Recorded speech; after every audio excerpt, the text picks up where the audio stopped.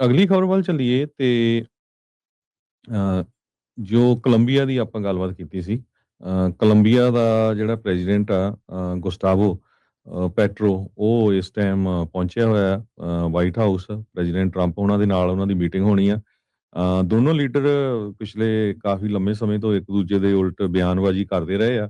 ਪਰ ਜਦੋਂ ਤੋਂ ਹੀ ਵੈਨਜ਼ੂਏਲਾ ਦਾ ਨਿਕੋਲਸ ਮਦੂਰੋ ਅਮਰੀਕਾ ਵਾਲਿਆਂ ਨੇ ਚੱਕ ਕੇ ਇੱਥੇ ਲੈ ਆਂਦਾ ਹੈਗਾ, ਉਹ ਤੋਂ ਬਾਅਦ ਕੋਲੰਬੀਆ ਦਾ ਜਿਹੜਾ ਪ੍ਰੈਜ਼ੀਡੈਂਟ ਆ ਉਹ ਵੀ ਥੋੜਾ ਬਹੁਤਾ ਡਰਿਆ ਹੋਇਆ ਹੈਗਾ ਵੀ ਮੇਰੇ ਨਾਲ ਇਹ ਵੀ ਕੰਮ ਹੋ ਸਕਦਾ ਹੈਗਾ। ਸੋ ਇਹ ਜਿਹੜੀ ਮੀਟਿੰਗ ਆ ਪ੍ਰੈਜ਼ੀਡੈਂਟ ਟਰੰਪ ਉਹਨਾਂ ਦੇ ਨਾਲ ਪਹਿਲੀ ਸਿਟ ਡਾਊਨ ਮੀਟਿੰਗ ਹੈਗੀ ਆ south American head of state ਦੇ ਨਾਲ ਮਦੂਰੋ ਤੋਂ ਬਾਅਦ। ਜੋ ਬਾਇਲੇਟਰਲ ਮੀਟਿੰਗ ਹੈਗੀ ਆ ਇਹਦੇ ਵਿੱਚ ਡਿਸਕਸ਼ਨ ਖਾਸ ਕਰਕੇ ਵੈਨਜ਼ੂਏਲਾ ਨੂੰ ਲੈ ਕੇ, ਜੋ ਕੋਲੰਬੀਆ ਦੇ ਬਾਰਡਰ ਹੈਗੇ ਆ ਉਹਨਾਂ ਨੂੰ ਲੈ ਕੇ, ਆਇਲ ਤੇ એનર્ਜੀ, ਜੋ ਗਰੰਟੀ ਆ ਅਬਾਊਟ ਇੰਡੀਪੈਂਡੈਂਸ, ਕਿਉਂਕਿ ਕੋਲੰਬੀਆ ਦੇ ਵਿੱਚ ਪ੍ਰੈਜ਼ੀਡੈਂਸ਼ੀਅਲ ਇਲੈਕਸ਼ਨ ਆਣੀ ਆ, ਉਹਦੇ ਵਿੱਚ ਕਹਿੰਦੇ ਵੀ ਫੇਅਰ ਇਲੈਕਸ਼ਨ ਹੋਣੀ ਚਾਹੀਦੀ ਆ। ਜੋ 4 ਦੇ ਕਰੀਬ ਕਹਿੰਦੇ ਲੋਕ ਆ ਜੋ ਇਸ ਦੇ ਨਾਲ ਫੈਮਿਲੀਅਰ ਹੈਗੇ ਆ ਪਲਾਨਿੰਗ ਦੇ ਵਿੱਚ, ਇਹਦੇ ਵਿੱਚ ਕੋਲੰਬੀਆ ਦੇ ਫੋਰਨ ਮਿਨਿਸਟਰ ਲੂਇਸ ਗਿਲਬਰਟੋ ਮਰੀਲੋ, ਜੋ ਇਹ ਸਾਬਕਾ ਉੱਥੇ ਦੇ ਫੋਰਨ ਮਿਨਿਸਟਰ ਆ, ਉਹ ਵੀ ਇਨਵੋਲਵ ਹੈਗੇ ਆ। ਟਰੰਪ ਉਹਨਾਂ ਨੇ ਰਿਪੋਰਟਰਸ ਨੂੰ ਇਹ ਕਿਹਾ ਵੀ ਉਹ ਤੇ ਪੈਟਰੋ ਜੋ ਆ ਉਹ ਨੈਰਕੋਟਿਕਸ ਦੇ ਬਾਬਤ ਵੀ ਜੋ ਗੱਲਬਾਤ ਆ ਕਰਨਗੇ, ਕਿਉਂਕਿ ਬਹੁਤ ਵੱਡਾ ਅਮਾਉਂਟ ਜੋ ਡਰੱਗ ਦਾ ਆ ਉਹ ਕੋਲੰਬੀਆ ਤੋਂ ਇੱਥੇ ਆ ਰਿਹਾ ਹੈਗਾ ਆ। ਸੋ ਉਹਨਾਂ ਨੇ ਇਹ ਕਿਹਾ ਵੀ ਜੋ ਮੀਟਿੰਗ ਆ ਸਾਡੀ ਗੁੱਡ ਰਹੂਗੀ। Petro has been very nice over the last month or 2। ਸੋ ਕਿਉਂਕਿ ਪਹਿਲਾਂ ਤਾਂ ਬਹੁਤ ਮਾਹੌਲ ਗਰਮ ਸੀ, ਸੋ ਉਹਦੇ ਸੰਬੰਧ ਚ ਗਿਆ ਵੀ ਮਹੀਨੇ 2 ਮਹੀਨੇ ਤੋਂ ਪੈਟਰੋ ਨਾਈਸ ਹੈਗਾ ਆ। ਪਰ ਇਹ ਕ੍ਰਿਟੀਕਲ ਆ ਵੈਨਜ਼ੂਏਲਾ ਦੇ ਵਿੱਚ ਜੋ ਕੁਝ ਵਾਪਰਿਆ, ਜਿੱਦਾਂ ਰੇਡ ਹੋਈ, ਉਸ ਤੋਂ ਬਾਅਦ ਅਮਰੀਕਾ ਵਾਲਿਆਂ ਨੇ ਉੱਥੇ ਦਾ ਪ੍ਰੈਜ਼ੀਡੈਂਟ ਚੱਕ ਕੇ ਇੱਥੇ ਲੈ ਆਂਦਾ। ਜਿਹੜਾ ਪੈਟਰੋ ਆ ਇਹ ਸਾਬਕਾ ਮਾਰਕਸਿਸਟ ਰੈਵੋਲੂਸ਼ਨਰੀ ਆ, ਤੇ ਟਰੰਪ ਹੋਣੀ ਉਹ ਤੋਂ ਇਸ ਗੱਲੋਂ ਵੀ ਕਾਫੀ ਚਿੜਦੇ ਹੈਗੇ ਆ।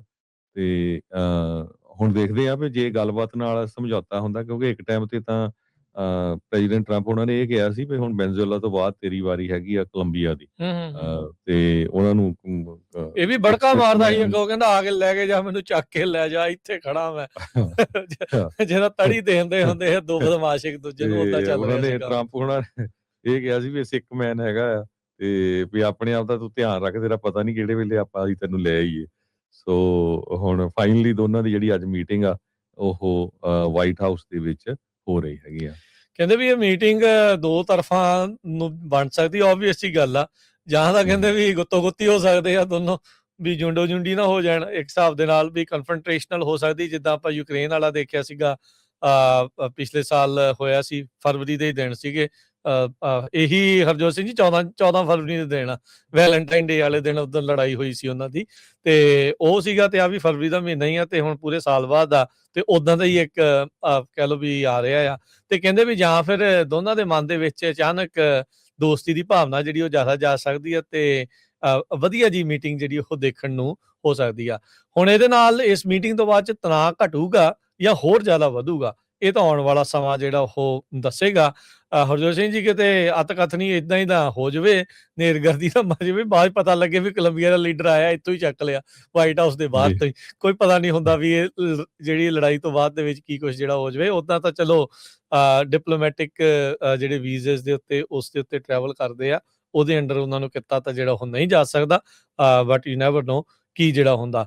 ਇਹ ਖੁਦ ਆਪ ਗੁਰਿੱਲਾ ਵਾਰਫੇਅਰ ਕਰਦਾ ਰਿਹਾ ਆ ਜਿਹੜਾ ਕੋਲੰਬੀਆ ਦਾ ਪ੍ਰੈਜ਼ੀਡੈਂਟ ਆ ਗੁਸਤਾਵੋ ਪੈਟਰੋ 1990s ਦੇ ਵਿੱਚ। ਤੇ ਉਹ ਤੋਂ ਬਾਅਦ ਜਦੋਂ ਇਹ ਰਾਸ਼ਟਰਪਤੀ ਪ੍ਰਧਾਨ ਮੰਤਰੀ ਜਿਹੜਾ ਇਹ ਉੱਥੇ ਦਾ ਬਣਿਆ ਸੀਗਾ, ਤਾਂ ਕਹਿੰਦਾ ਸੀਗਾ ਵੀ ਮੈਂ ਸਹੁੰ ਖਾਧੀ ਵੀ ਹੁਣ ਦੁਬਾਰਾ ਜਿਹੜਾ ਉਹ ਹਥਿਆਰ ਨੂੰ ਹੱਥ ਨਹੀਂ ਲਾਉਣਾ, ਤੇ ਪਰ ਕਹਿੰਦਾ ਜੇ ਮੁਲਕ ਦੀ ਗੱਲ ਆਈ ਤਾਂ ਮੈਂ ਹਥਿਆਰ ਜਿਹੜਾ ਉਹ ਦੁਬਾਰਾ ਚੱਕੂਗਾ। ਜਿਹੜੀ ਤੁਸੀਂ ਫੋਨ ਕਾਲ ਦੀ ਤੇ ਇੱਕ ਦੂਜੇ ਦੀ ਗੱਲਬਾਤ ਦੱਸੀ ਆ, ਇਹ ਉਸੇ ਦਰਮਿਆਨ ਉਹਨੇ ਇਦਾਂ ਦਾ ਜਿਹੜਾ ਉਹ ਬਿਆਨ ਦਿੱਤਾ ਸੀਗਾ। ਅਕਤੂਬਰ ਦੇ ਵਿੱਚ US ਨੇ ਪੈਟਰੋ ਦੇ ਉੱਤੇ ਉਹਦੀ ਘਰ ਵਾਲੀ, ਉਹਦੇ ਇੰਟੀਰੀਅਰ ਮਿਨਿਸਟਰ ਸੈਂਕਸ਼ਨਸ ਜਿਹੜੀਆਂ ਉਹ ਲਾ ਦਿੱਤੀਆਂ ਸੀਗੀਆਂ, ਕਿਉਂਕਿ ਉਹਦਾ ਉੱਤੇ ਇਹੀ ਦੋਸ਼ ਲਾਇਆ ਗਿਆ ਸੀਗਾ ਵੀ ਇਹ ਵੀ ਜਿਹੜੇ ਇਲਿਕਟ ਡਰੱਗ ਟ੍ਰੇਡ ਦੇ ਵਿੱਚ ਸਹਾਈ ਹੈਗੇ ਆ, ਜਿਸ ਤਰੀਕੇ ਦੇ ਨਾਲ ਨਿਕੋਲਸ ਮਦੂਰੋ ਜਿਹੜਾ ਉਹ ਸ਼ਾਮਲ ਸੀਗਾ। ਸੋ ਕਾਫੀ ਇੰਪੋਰਟੈਂਟ ਜਿਹੜੀ ਹਰਜੋਤ ਸਿੰਘ ਜੀ ਕੋਲੰਬੀਆ ਦੇ ਇਸ ਜਿਹੜੇ ਲੀਡਰ ਦੇ ਨਾਲ ਜਿਹੜੀ ਮੀਟਿੰਗ ਆ ਉਹ ਰਹਿਣ ਵਾਲੀ ਹੈਗੀ ਆ। ਇੱਕ ਗੱਲ ਤਾਂ ਜ਼ਰੂਰ ਆ ਵੀ ਉਹ ਕਮਿਊਨਿਸਟੀ ਸੋਚ ਵਾਲੇ ਲੋਕਾਂ ਨੂੰ ਜੋ ਸਾਊਥ ਅਮਰੀਕਾ ਜੋ ਟਰੰਪ ਹੁਣੀ ਪੂਰਾ ਜਿਹੜਾ ਬਾਹਰ ਕੱਢਣ ਨੂੰ ਪੂਰੇ ਐਨ ਤਿਆਰ ਕਾਲੇ ਹੈਗੇ ਆ ਜੀ।